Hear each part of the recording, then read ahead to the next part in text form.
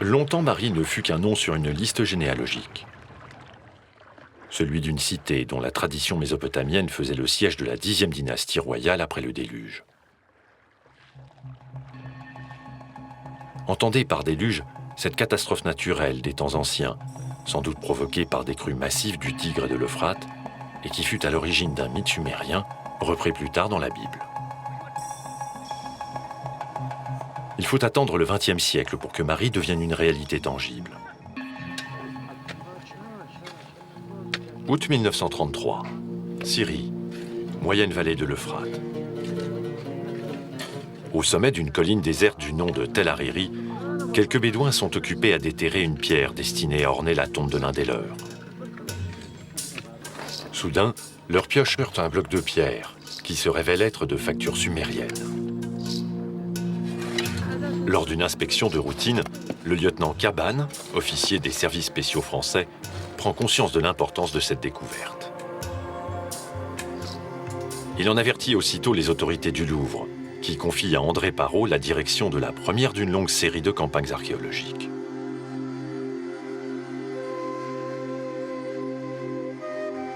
Très vite, le site révèle son identité grâce à la dédicace d'une statue. Ici se dressait jadis la cité de Mari, mentionnée dans les listes royales de Sumer. La mise au jour, peu de temps après, du palais de Zimri-Lin, dernier souverain du royaume, allié puis ennemi du célèbre Hammurabi de Babylone, scelle définitivement la renommée du lieu.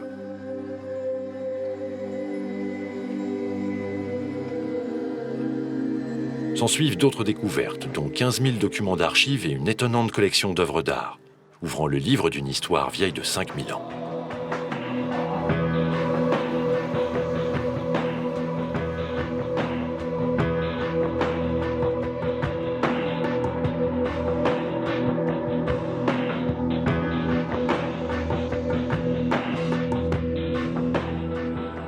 « 70 ans après, l'aventure de cette cité mésopotamienne n'est toujours pas terminée.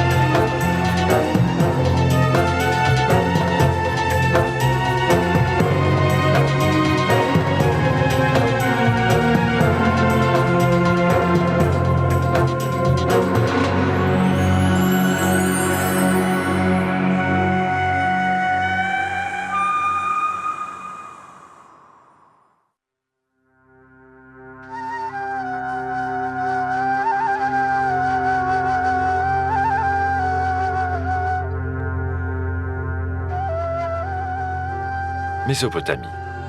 Le mot évoque de lointains souvenirs. La tour de Babel, Babylone, Nabucodonosor, Assurbanipal. Quelques vagues repères d'une région qui, pour beaucoup, flotte dans l'espace et dans le temps, quelque part du côté de l'Orient, aux heures bibliques.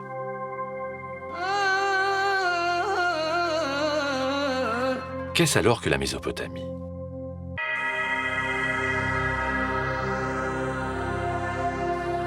Son nom vient de Mésos, milieu, et Potamos, fleuve.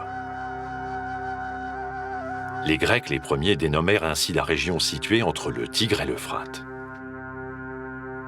Cependant, les recherches scientifiques du XXe siècle ont montré que la culture mésopotamienne s'est développée au-delà des deux fleuves, sur l'ensemble du bassin hydrographique. Large comme un delta, fertile et navigable, ce bassin a permis à l'homme de s'épanouir sur cette terre. Il constitue également le creuset où se sont mêlés les différents peuples qui s'y sont installés, Akkadiens, Sumériens, Amorites, Babyloniens, Kassites, Assyriens et Araméens, formant ainsi ce que l'on appelle la civilisation mésopotamienne, l'une des plus anciennes et des plus novatrices de l'histoire. Entre le 7e et le 4e millénaire, elle se rend maître de l'eau et de la terre, développe l'élevage et l'agriculture, invente la céramique, la métallurgie et la roue. Au 3e millénaire, elle accomplit l'une des étapes essentielles de l'humanité, l'invention de l'écriture. Dès lors, elle mène les premières expériences de gestion économique et administrative, élabore les premières lois et les premières formes de littérature. Enfin, elle aménage de nouveaux cadres de vie et donne naissance aux premières cités comme Marie, dont les découvertes ont renouvelé la connaissance que l'on avait de la Mésopotamie et des premiers pas de l'urbanisme.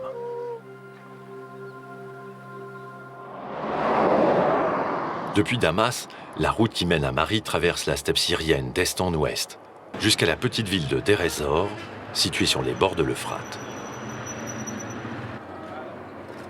Cependant, hormis son musée archéologique et son souk, Deir ez-Zor n'est pour le voyageur qu'une étape sur le chemin de Marie.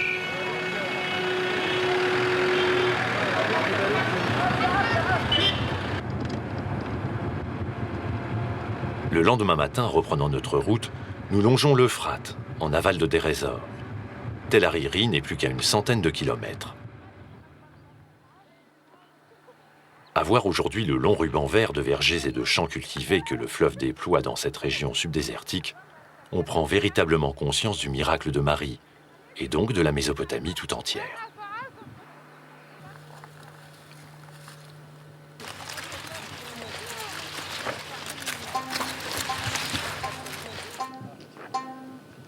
Au commencement de Marie, il n'y avait rien, excepté un bout de fleuve. L'ancienne cité mésopotamienne serait-elle l'œuvre du prodige? Plus simplement de la volonté et de l'ingéniosité des hommes qui l'ont fondée au 3e millénaire avant Jésus-Christ. Tout d'abord, ils mirent au point un important réseau hydraulique, afin de faire face non seulement aux longues périodes de sécheresse, mais également aux fortes crues de l'Euphrate. Plusieurs traces retrouvées aux environs de Marie attestent en effet de la présence de canaux. Cependant, tous ces aménagements ne suffisaient pas pour réussir. N'ayant ni forêt, ni aucun minerai, les hommes de la région importèrent bois et cuivre des monts du Taurus, dominant l'actuelle Turquie, et s'emparèrent du pouvoir que donnait la possession du métal, notamment pour la fabrication des armes et des outils. C'est ainsi qu'ils mirent en place un système d'échange de denrées par voie d'eau et de terre entre la Méditerranée et le Moyen-Orient. Et c'est là l'une des raisons essentielles du phénomène d'urbanisation dans cette région. La création de ce réseau commercial engendra en effet les premières formes de pouvoir qui jouèrent un rôle structurant au sein de la communauté. Ainsi fut fondée Marie, vers 2900 avant Jésus-Christ, pour servir de base de relais dans le transport des marchandises, contrôler le trafic fluvial au point de passage obligé des grands circuits économiques et développer une industrie métallurgique.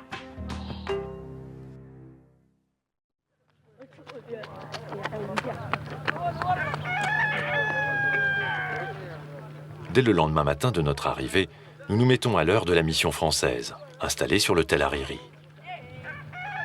5h30, c'est l'appel des ouvriers. Puis le cortège des acteurs de la Renaissance de Marie se met en marche au son chaotique des brouettes. Hier comme aujourd'hui, le Tel cache bien son secret et impressionne peu le visiteur non averti. À la déception devant les ruines évanouies, se mêle cependant l'émotion suscitée par l'empreinte qu'elle porte d'un passé aussi lointain que retentissant. Nous voici au cœur d'un quartier urbain, dont la fouille est dirigée par Béatrice Muller-Margueron. Son objectif ? Comprendre l'organisation architecturale des différentes phases de construction de la cité primitive.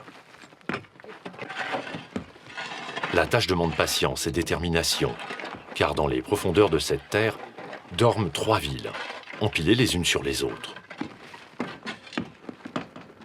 Ce secteur a été choisi parce que, André Parrot avait fouillé jusqu'au niveau du sol sur lequel nous nous trouvons, qui est le sol de la ville 2, c'est-à-dire 2650-2350 environ. Donc, pour atteindre le niveau de la ville 1, qui était l'objectif, 2 sondages profonds ont été effectués et 9 phases ont été détectées. Donc, le but maintenant, c'est de déterminer les différentes phases en stratigraphie et en extension, de façon à comprendre l'organisation architecturale des différentes phases. La stratigraphie archéologique est l'étude des couches d'occupation humaine, de destruction ou encore d'abandon qui se sont superposées au fil du temps. Ainsi, les couches supérieures correspondent-elles à la ville 3, la plus récente, tandis que les intermédiaires contiennent les vestiges de la ville 2, et les plus profondes, ceux de la ville 1, la plus ancienne. Imaginons alors que les vents se soulèvent et balayent la surface du sol de 5000 ans d'entrave. Marie vient de naître sur la rive ouest de l'Euphrate. Pensée et bâtie d'un seul jet par une volonté politique, elle est déjà pourvue des traits urbanistiques essentiels. Un plan circulaire, délimité par une digue de 1,9 km de diamètre.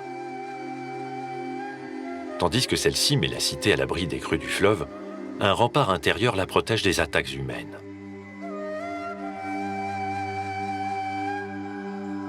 Le centre et la périphérie communiquent via des rues principales rayonnantes, reliées entre elles par des rues secondaires.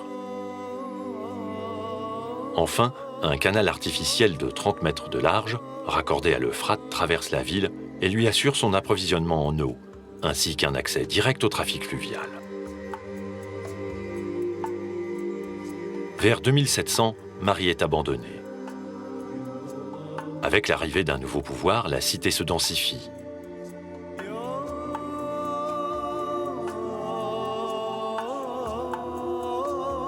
Le centre se couvre de bâtiments administratifs et religieux et se dote d'un palais aux proportions spectaculaires et inégalées en Mésopotamie.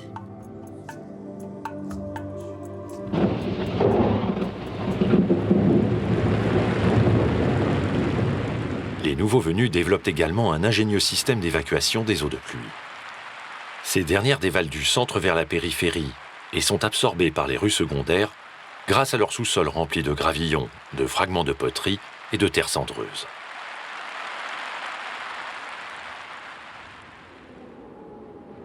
Vers 2250, suite à l'invasion du peuple akkadien, Marie est placée sous la tutelle d'un nouveau gouverneur et la ville est fortement détruite.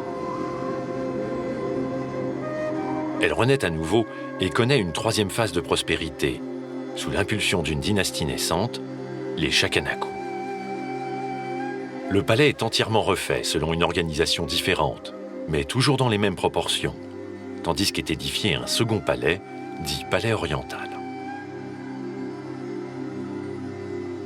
Quant au système défensif, il est sensiblement amélioré. Souvenez-vous, la ville 1 comportait une digue et un rempart intérieur avec tours et portes. La ville 2 gardait le même schéma, hormis le fait que la digue était surmontée d'un mur à meurtrière, créant de fait une deuxième ligne de défense humaine à 300 mètres du rempart, ce qui correspond au tir efficace de l'arc composite. Lors de la reconstruction de la ville 3, on double en épaisseur le rempart intérieur d'un chemin de ronde, permettant aux archers de se déplacer rapidement sur tout le pourtour de la cité. Plus tard, on renforce le mur extérieur surmontant la digue, jusqu'à lui donner la même importance que le rempart intérieur. Enfin, un glacis de cailloutis est installé sur tout le revers intérieur de la digue afin d'éviter tout travail de sable de l'assaillant.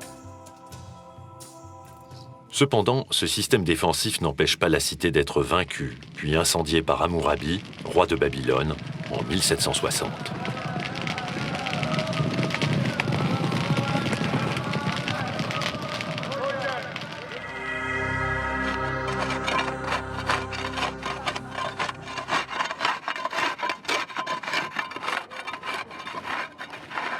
Cette reconstitution n'aurait pu être possible sans le résultat de longues années de recherche sur le terrain. Chacune des couches archéologiques renferme en effet une multitude d'indices que l'archéologue doit détecter puis interpréter afin de restituer le cadre de vie des hommes qui jadis vivaient là. Les informations recueillies à ce jour éclairent également sur l'activité économique de Marie. La première et la plus importante des industries artisanales était très certainement la métallurgie. En effet, de nombreux foyers accompagnés de fausses scories ont été retrouvés en différents endroits, indiquant la présence d'anciennes forges. Le métal qui arrivait par bateau des monts du Taurus était affiné ici même, refondu, puis manufacturé et revendu.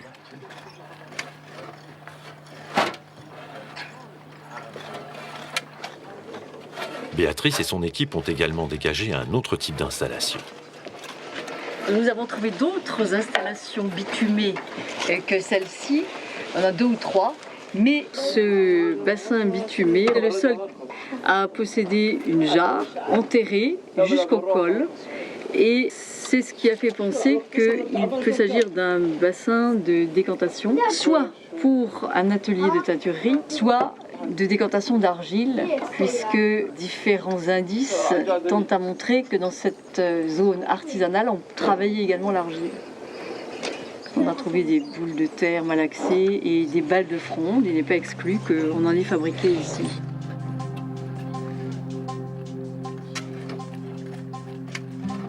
Ces projectiles, qui étaient utilisés comme armes de combat ou de chasse, ont été trouvés par centaines à Marie.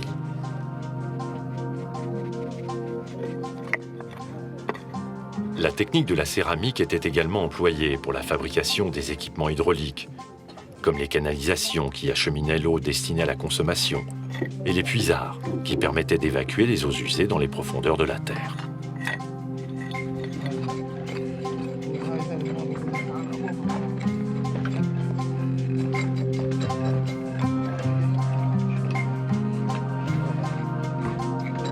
Les ateliers de potiers, enfin, produisaient toutes sortes de récipients alimentaires pour une utilisation domestique. Bon, il n'y a pas tellement de variété de formes. Là, vous avez surtout des fonds de bols. Ce qui est intéressant, ce sont les bords, voilà, comme ceci. Hein, c'est ça qui vous donne la nature de la céramique. C'est sans doute un bol, là aussi. Apparue dès le 7e millénaire, la technique de la céramique ne prend son véritable essor qu'à partir du 4e millénaire, avec l'utilisation du four, qui permet une concentration de la chaleur et son intensification par la réfraction de la terre. Mais avant de cuire l'argile, le four fut créé pour la cuisson des aliments, et notamment celle du pain.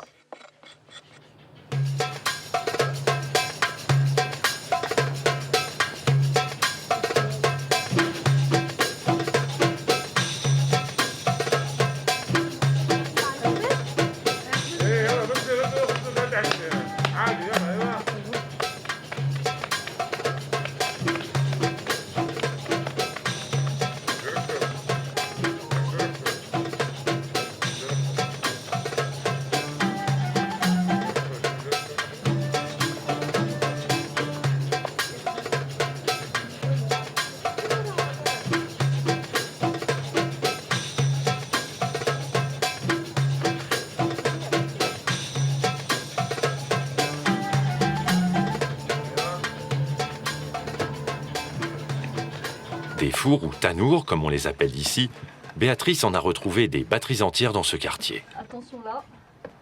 Alors la présence de tanours dans ce secteur artisanal peut paraître un peu étonnante. On a l'impression que c'était des ateliers où les gens vivaient.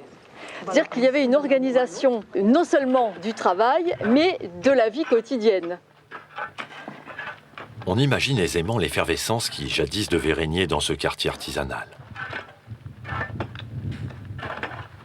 Une effervescence cependant qui semble avoir été brusquement interrompue. En effet, Béatrice et son équipe ont fait récemment une bien étrange découverte. Il n'y a pas du tout la position d'un âne qui a été en agonie, parce que les bêtes qui meurent se couchent complètement. Donc la tête aurait été couchée. Là, elle est verticale, ce qui laisse entendre qu'il a été écrasé, il a été tué brusquement. Donc on a supposé que c'était un âne qui était tombé avec sa charrette et une cargaison de matière dans des vases et que ça s'est renversé. Le plus étonnant est que ce squelette est le deuxième retrouvé au même niveau sur ce chantier. Le premier, lui, était accompagné de l'empreinte d'une roue de charrette. Alors, que s'est-il passé? 2 équidés tombés comme ça suppose qu'il y a eu un effondrement, peut-être général du secteur, qui a permis d'ailleurs que les squelettes soient conservés. Ce n'est pas tout. Sous ces bâches se cache un autre indice qui confirme l'hypothèse des archéologues.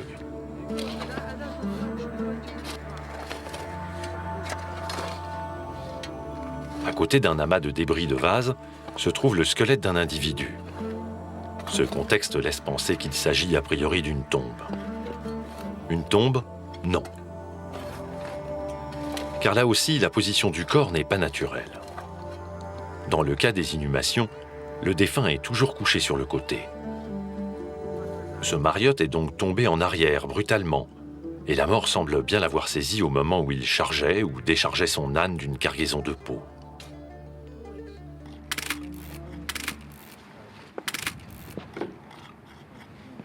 Une fois les photos prises et les relevés exécutés, le travail de dégagement peut commencer.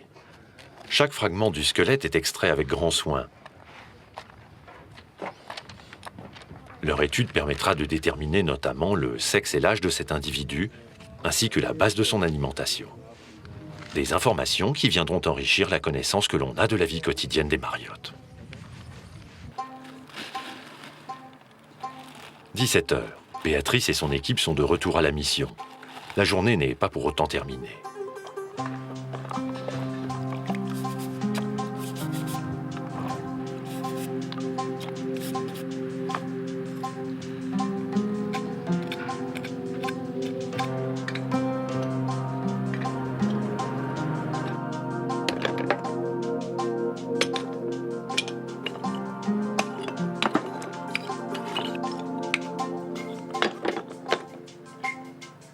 Une fois nettoyés, les objets archéologiques sont triés, inventoriés, puis classés selon leur lieu de découverte, leur nature, leur forme et leur décor, avant d'être restaurés, dessinés et étudiés par des spécialistes.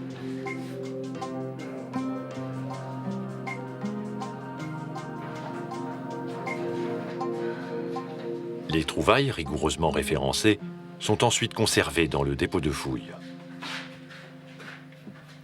Sur ces étagères, point de statues ni d'objets précieux, mais des fragments, comme cette lame de couteau ou bien encore cette roue en terre cuite appartenant à un modèle réduit de char, ce véhicule inventé par les Mésopotamiens à la suite de la roue. Mais on trouve aussi des objets ayant un rapport avec une technologie très précise. Par exemple, ce petit objet qui n'est pas très spectaculaire représente une cuillère qui a servi dans une forge. Il nous manque les 2 extrémités, mais cet objet était fixé à une outre que l'on comprimait pour faire une chasse d'air à l'intérieur, et la force de la pression sur l'outre donnait un souffle puissant qui activait le feu et des charbons de bois qui servaient à faire fondre le cuivre, ou le cuivre et l'étain pour faire du bronze dans les creusets qui reposaient sur les charbons de bois incandescents. 18 heures. Archéologues, architectes, dessinateurs et restaurateurs, tous se retrouvent dans la pièce commune, qui sert à la fois de salle à manger et de salle de réunion. C'est l'heure du bilan. Sous l'œil attentif des membres de la mission, Béatrice rend compte des découvertes et des observations de la journée dans son secteur. On a retrouvé quelques éléments de bitume, mais pour le reste uniquement la suite de cette espèce de sol en cuvette. La fouille du centre urbain n'est pas le seul objectif de cette campagne. Demain doit s'ouvrir un second chantier, celui du palais. Avant de clore la séance, Jean-Claude Margueron établit le programme des travaux de ce secteur, dirigé par Malou Schneider.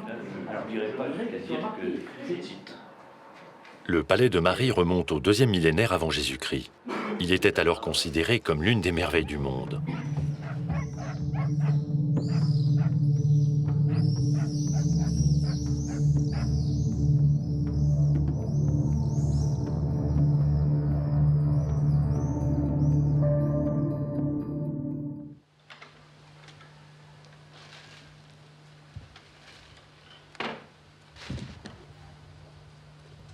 Il est 5 heures. À l'appel du coq, la maison de la mission archéologique française sort peu à peu de sa torpeur.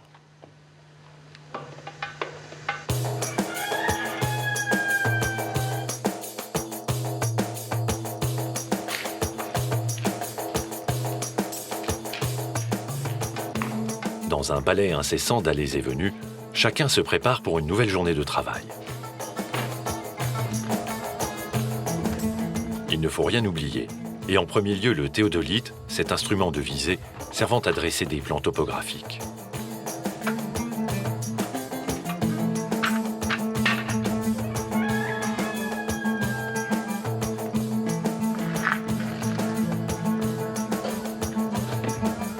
Une fois l'équipement rassemblé, tout le monde se retrouve dans la salle à manger pour un solide petit déjeuner. Les objectifs de la journée ? Découvrir le chantier du palais et poursuivre la fouille du quartier artisanal.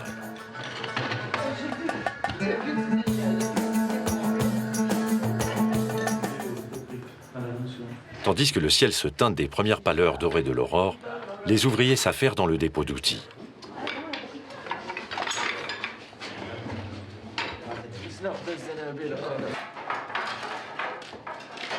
6 heures. Il est temps de partir.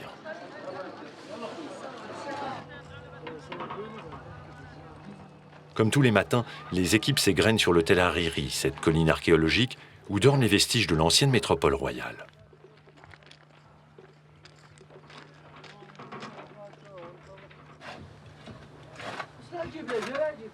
Bâti en briques crues, le palais de Marie n'offre aujourd'hui qu'un lointain souvenir de sa splendeur passée, et cet amas de terre informe est difficilement lisible pour l'œil non exercé. D'autant que cet ensemble monumental de 2,5 hectares comprend 2 palais empilés l'un sur l'autre.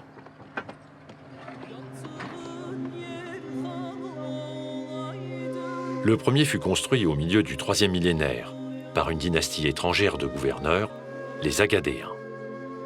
Le second fut édifié au début du IIe millénaire, selon un nouveau concept, mais toujours à la même échelle, par la dynastie des Chakanakou. Cette nouvelle résidence royale s'organisait en 2 grands corps. Le premier comprenait une aire sacrée, ainsi que le secteur des grandes réserves du royaume.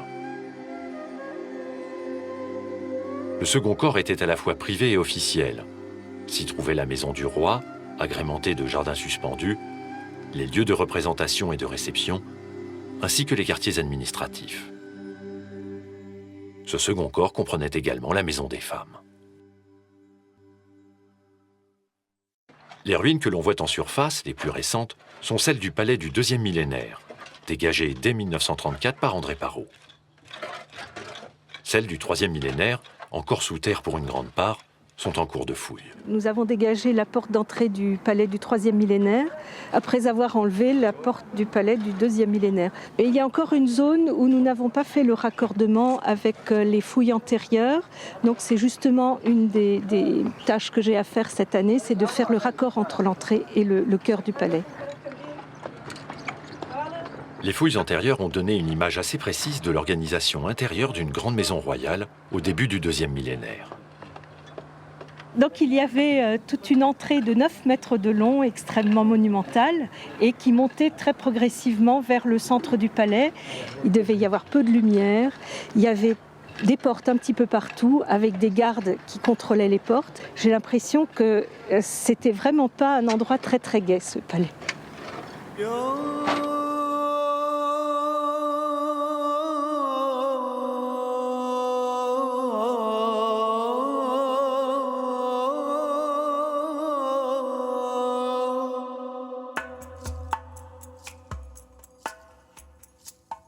Une fois franchi cet imposant dispositif sécuritaire, le visiteur accédait à une première grande cour. L'invité, qui avait obtenu audience, devait se diriger ensuite vers une autre porte, située dans l'angle nord-ouest de cet espace.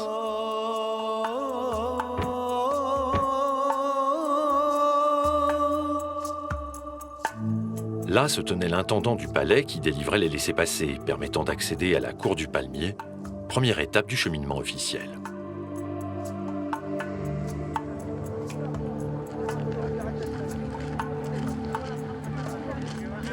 Le nom de cette seconde cour évoque le palmier artificiel qui, jadis, en marquait le centre et dont on peut encore voir l'emplacement.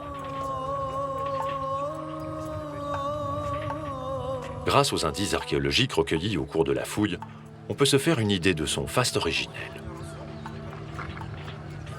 Cette cour, entièrement plâtrée de blanc, était entourée de hauts murs ornés de peintures, dont la plus célèbre et la mieux conservée est celle qui représente l'investiture du roi.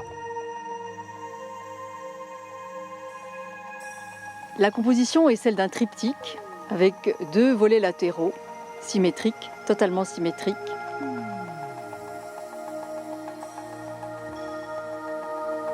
Aux extrémités se dresse une déesse qui intercède, une déesse lama comme on l'appelle. Devant elle se trouve un palmier, le palmier de la cour sans doute. Et devant elle encore s'échelonne sur 3 registres superposés un sphinx, un taureau androcéphale et un griffon. Animaux fabuleux qui, plus tard, dans les palais assyriens, seront les gardiens de porte sous forme de statues colossales. Alors, la partie centrale est subdivisée en 2 registres et c'est là que se trouve évidemment la scène principale qui a donné son nom à cette peinture. Le registre inférieur est occupé par 2 déesses portant un vase d'où sortent 4 flots où nagent des petits poissons. Et sur le registre supérieur, le roi reçoit des mains de la déesse Ishtar, qui est la déesse à la fois de la guerre et de l'amour, le sceptre et le bâton, qui sont les symboles du pouvoir.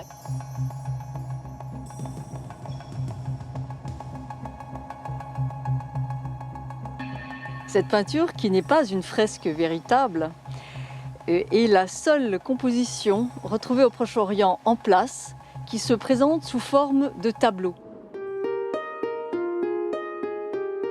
Un tableau qui est extrêmement riche sur le plan symbolique. Tout d'abord, chacun des sujets de la composition est porteur d'un message. Par exemple, les palmiers dattiers ainsi que les déesses tenant un vase d'où jaillit de l'eau rappellent que le roi est le garant de la fertilité et donc de la prospérité de son pays. Ensuite, la mise en scène des personnages est extrêmement savante. Observez bien. Tout d'abord, Ishtar, déesse de l'amour et de la guerre, se trouve exactement au centre de la composition picturale. Ce n'est pas tout. L'artiste utilise également un artifice de représentation, la technique du rabattement, qui consiste à dédoubler chaque élément.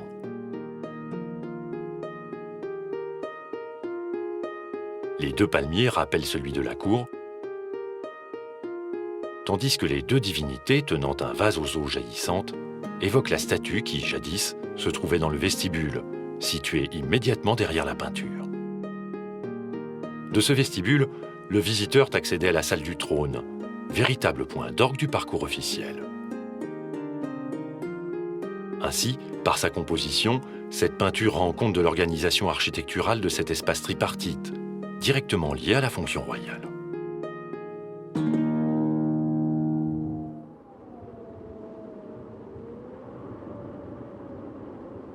C'est ici, dans la salle du trône, dont les murs s'élèvent encore à 6 mètres au-dessus du sol, que le futur roi était investi de ses pouvoirs.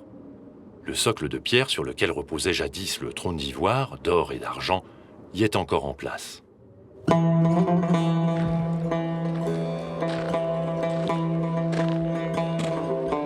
De cette pièce, le roi avait accès d'une part à la salle du conseil, d'autre part à ses appartements privés, farouchement gardés.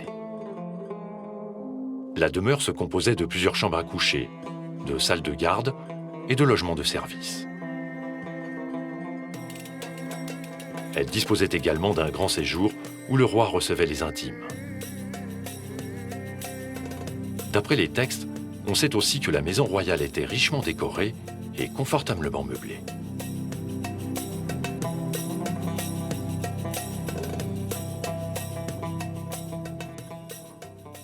Il y a beaucoup de richesse dans le palais.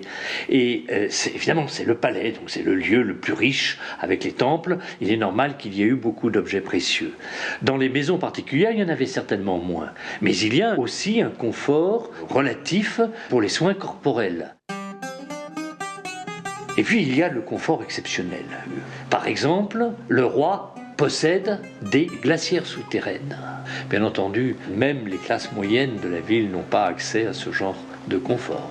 Mais il est assez remarquable de penser que le roi était capable de faire venir des chargements de neige tassée, de glace, des montagnes du nord pour avoir des boissons fraîches à certains moments de l'année.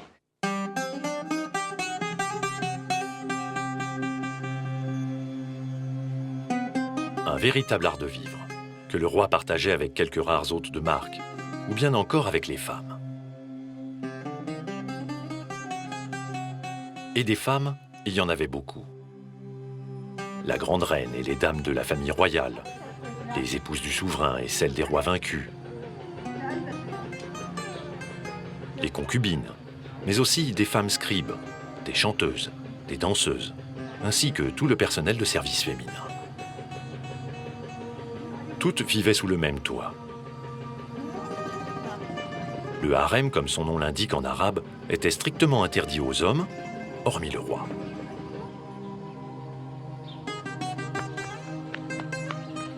Surtout, les femmes n'étaient pas autorisées à sortir de cette prison dorée, excepté si le maître les conviait chez lui.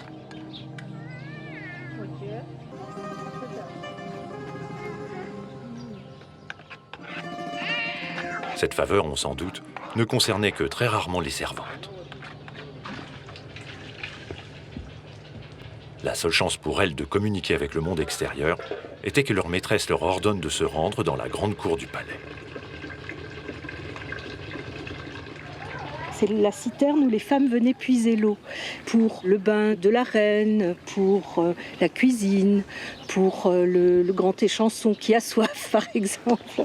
Et elles se retrouvent donc toutes près de la citerne. Et donc c'est bien sûr un endroit où on bavarde, on se rencontre, on échange les informations.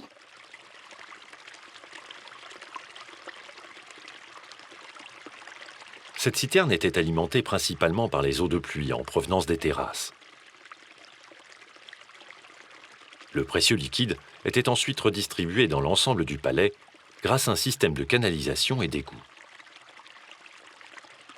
L'importance de ces installations hydrauliques tient notamment au fait que dans le palais vivaient jadis environ 1 millier de personnes.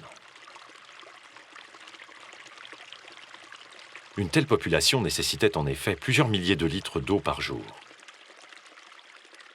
Elle demandait également autant de kilos de grains pour l'alimentation de base, sans compter la viande et les denrées de luxe mentionnées sur les tablettes, support de toute écriture à l'époque.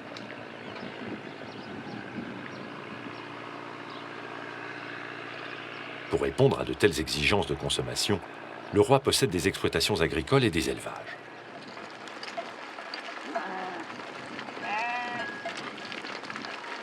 Le roi commerce également. Il achète des produits alimentaires, mais aussi des matières premières, et vend à l'étranger les produits manufacturés dans les ateliers de Marie. Enfin, il gère les grands entrepôts du palais, dans lesquels sont stockés les biens du royaume. Bref, il se comporte en véritable homme d'affaires, dans le seul dessein de se procurer des revenus et de se donner les moyens de sa politique.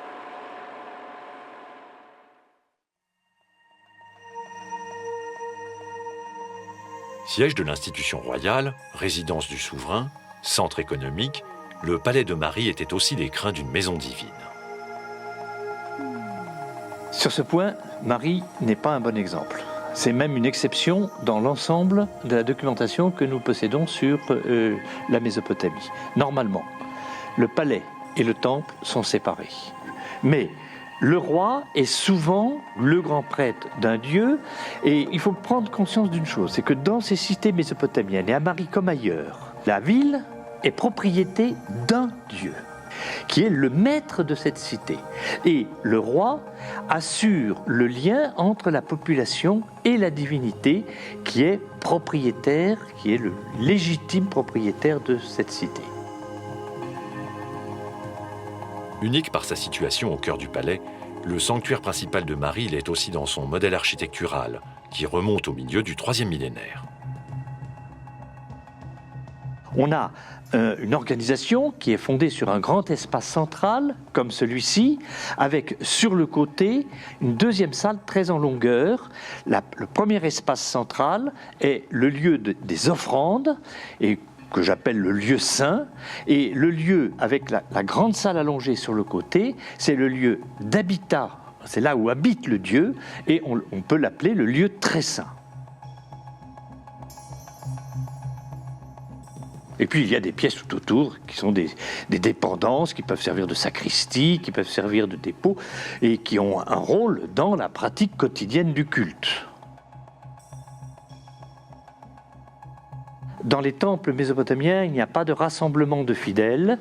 Seuls les dignitaires pouvaient venir accomplir les rites, accomplir les offrandes.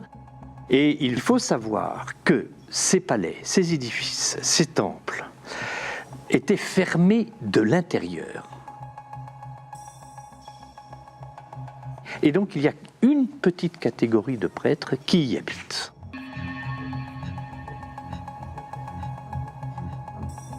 Ainsi, roi et dieu étaient bien protégés du monde extérieur, celui des non-initiés. Si l'on connaît le nom des quelques souverains qui régnèrent ici, comme Puzur-Ishtar ou Ishtupilum, on ignore celui du seigneur de la cité. Pourquoi ? Parce que dans les textes, quand on parle, on dit le Dieu, on dit le grand Dieu, on n'a pas forcément besoin de le nommer. Le panthéon mésopotamien comptait cependant d'autres divinités qui avaient leur temple à l'extérieur du palais. Et les morts. Il semble qu'à Marie, les inhumations prenaient place soit sous les maisons, soit à l'extérieur de la ville. Les souverains, eux, étaient enterrés à l'intérieur du domaine royal. Malheureusement, leurs sépultures ont toutes été retrouvées vides de leur contenu. Afin de se faire une idée de ce qu'elles contenaient jadis, nous nous rendons sur le site antique de Qatna, situé au nord de Damas. Souvent mentionnée dans les archives de Marie, l'antique cité est restée enfouie durant des millénaires.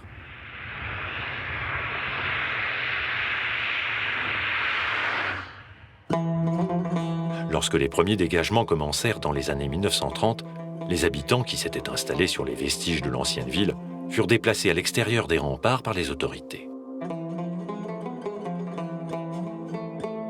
Avec ses maisons abandonnées, son école vide, ses mosquées et ses églises désertes, l'ancienne Qatna a aujourd'hui l'aspect d'un village fantôme.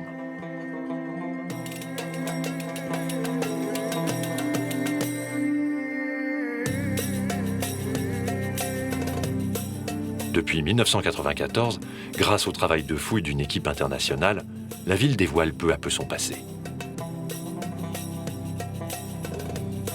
Comme Marie, Qatna fut fondée au 3e millénaire pour servir de base de contrôle au cœur du grand trafic commercial moyen-oriental. Et comme elle s'est dotée d'un palais au 2e millénaire. Alors ici, on est dans la partie sud de la salle du trône, la grande salle du trône, la plus monumentale en Syrie et dans la partie nord de la Mésopotamie. Alors, il n'est pas fouillé dans sa totalité et on essaie de dégager l'ensemble des pièces. Et on va lancer l'an prochain le projet de restauration et de mise en valeur de l'ensemble des structures.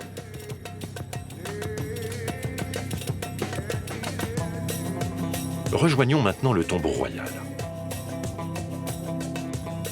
Alors, vous avez vu la salle du trône. Alors, il y a probablement un départ de la salle du trône. On descend par cet escalier et on a un couloir qui fait à peu près 50 mètres. Construit avec un mélange de briques et du bois qui mène vers le tombeau royal. L'aventure qui a mené à l'automne 2002 les archéologues jusqu'à la dernière demeure des princes de Qatna n'a pas été moins palpitante que celle de la découverte de quelques célèbres tombeaux égyptiens. Alors, on s'est aperçu la présence d'un puits funéraire qui descend à peu près 3,5 mètres. Il est en partie taillé dans le rocher. C'était excitant parce que de l'extérieur, on voit l'or, on voit les vases en albâtre qui viennent de l'Égypte, les quantités des vases en ivoire et des sarcophages. Alors, on a installé ici une tente, des gardiens et il faut avoir de la patience, 1 jour, 2 jours, et au bout de 15 jours, on a eu des analyses à Tübingen et à Damas, que c'est bon, on peut rentrer. Alors ça a commencé la grande fouille qui a duré à peu près 2 mois jusqu'à Noël.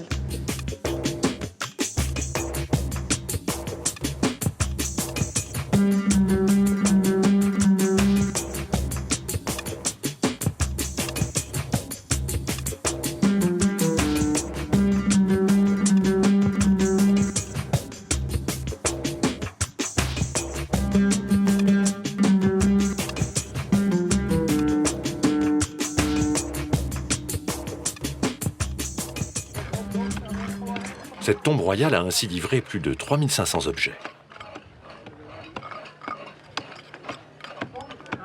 Dans cette salle, les archéologues ont découvert des vases, des jarres et des plats contenant encore des victuailles. Ici se tenaient à coup sûr les cérémonies des kispum, ou repas funéraires, qui avaient pour fonction de nourrir les défunts dans l'autre monde, mais aussi d'assurer la cohésion civique sous la protection des ancêtres.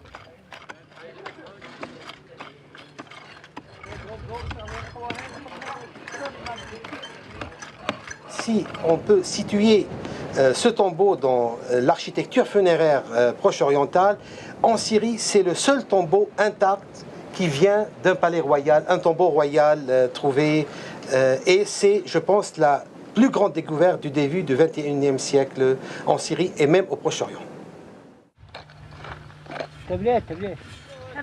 Retour sur le site de Marie, où la fouille suit son cours au rythme des découvertes.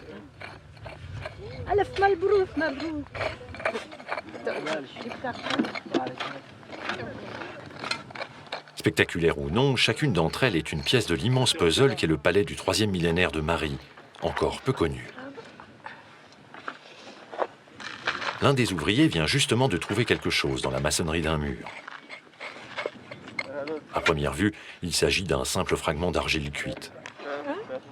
Mais à bien y regarder, on distingue des signes cunéiformes, c'est-à-dire en forme de clou, caractéristiques de l'écriture mésopotamienne. Ce type de document est le plus souvent retrouvé en lot dans les salles de dépôt, ou bien dans des casiers ménagers dans les murs. Alors, le tablette dans le palais, c'est une trouvaille, j'allais dire presque normale. C'est du palais que proviennent les 15 ou 16 000 tablettes qui ont été retrouvées et qui ont fait une bonne partie de la gloire de Marie.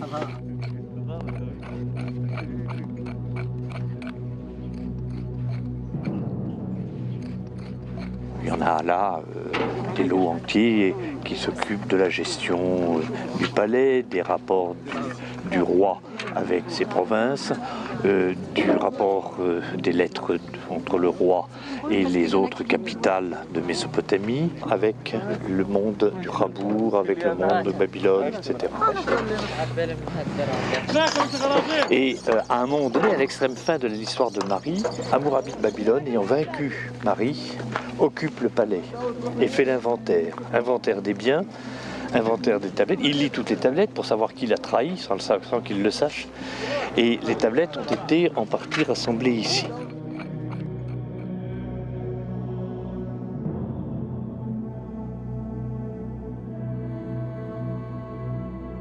Peu de temps après, Hammurabi ordonne d'incendier la ville.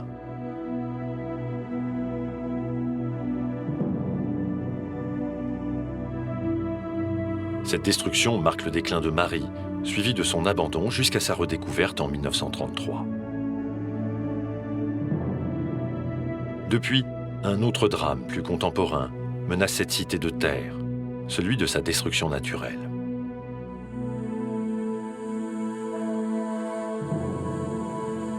C'est pourquoi André Parrot avait entrepris en 1975 de protéger l'aire sacrée du palais par une couverture posée sur ses murs. Cependant, depuis quelques années, un second phénomène de destruction est apparu. Au fil des ans, je me suis aperçu qu'il y avait un deuxième système d'érosion qui s'attaquait à ces murs. Ce n'est pas les intempéries par le haut, c'est une érosion par la base des murs, ce que j'appelle le sillon destructeur. Le mur se ronge à cause des sels en particulier, et alors les murs s'écroulent. Là, il faut intervenir à la base des murs. C'est ce que nous avons fait dans ce temple depuis maintenant plus d'une dizaine d'années. Et j'espère intervenir dans le palais du début du deuxième millénaire, très abîmé à l'heure actuelle, mais où on peut encore sauver quelques salles, la salle du trône en particulier, et où on pourra faire revivre une petite partie d'un palais de l'époque de Hammurabi.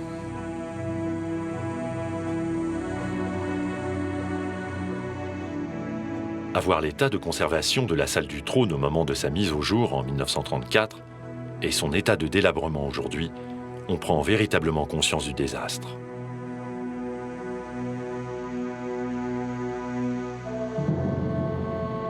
« 70 années ont suffi pour que fondent les murs de l'un des sites majeurs de l'histoire du monde syro-mésopotamien.